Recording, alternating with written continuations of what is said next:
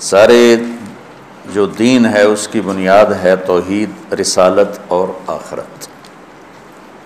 یہ تین پلر ہیں کہ ہم لا الہ الا اللہ، اللہ کے سوا کوئی معبود نہیں ہے، وہ اس جہان کا بنانے والا ہے، لہذا مجھے اس کے مان کے چلنا ہے۔ کیسے ماننا ہے؟ محمد رسول اللہ، کہ محمد صلی اللہ علیہ وسلم آپ کے رسول ہیں، آپ کے بتائے ہوئے طریقے پر مجھے چلنا ہے۔ انہوں نے اللہ کی منشا، اللہ کی چاہت کو عملی طور پر 23 برس میں کر کے دکھا دیا، اور پھر کوئی 2.5-3 لاکھ 1,24,000 تو حج میں موجود تھے، صحابہ اس سے کم از کم دگنے ہوں گے، گن تو کوئی سکا نہیں، لیکن 1,24,000 مشہور ہو گیا۔ یہ وہ تھے جو حجاج اس وقت آپ کے ساتھ تھے، باقی اس سے زیادہ تھے صحابہ۔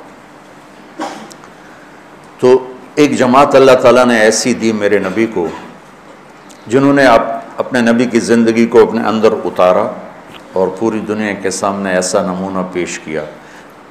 وہ ان کی سب سے بڑی فضیلت ہے، وہ مغفور تھے، اللہ نے ان کو معاف کر دیا، یہ ہے ان کی سب سے بڑی فضیلت۔ سب سے بڑی فضیلتوں میں سے ایک فضیلت کہ اللہ نے کہا کلن وعد اللہ الحسنى، میرے محبوب ہمارا وعدہ ہے سب کو جنت دوں گا، لہٰذا فلاں نے یہ کیا فلاں نے وہ کیا، اب اس پر بحث کرنا یہ ان کی شان کے مناسب نہیں ہے، خلاف ہے۔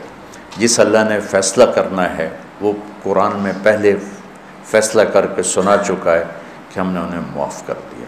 تو وہ اگر ہم ان کو محفوظ سمجھیں، بھائی تم اس طریقے پر کیوں نہیں چلتے ہو؟ میرے نبی کا وہ تو جی نبی تھے، ہم کہاں نبی کے طریقے پر چل سکتے ہیں؟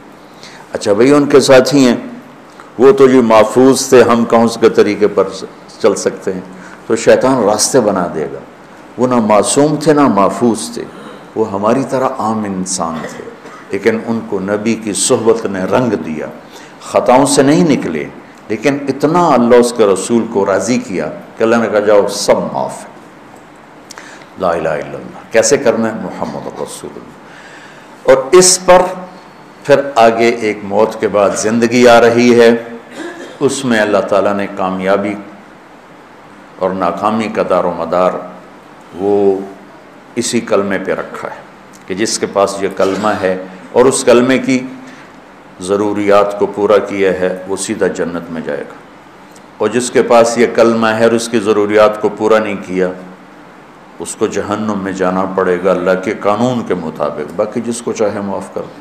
اور جس کے پاس کلمہ بھی نہیں ہے اس کے لیے پھر میرے اللہ کا قانون سب سے مختلف ہے۔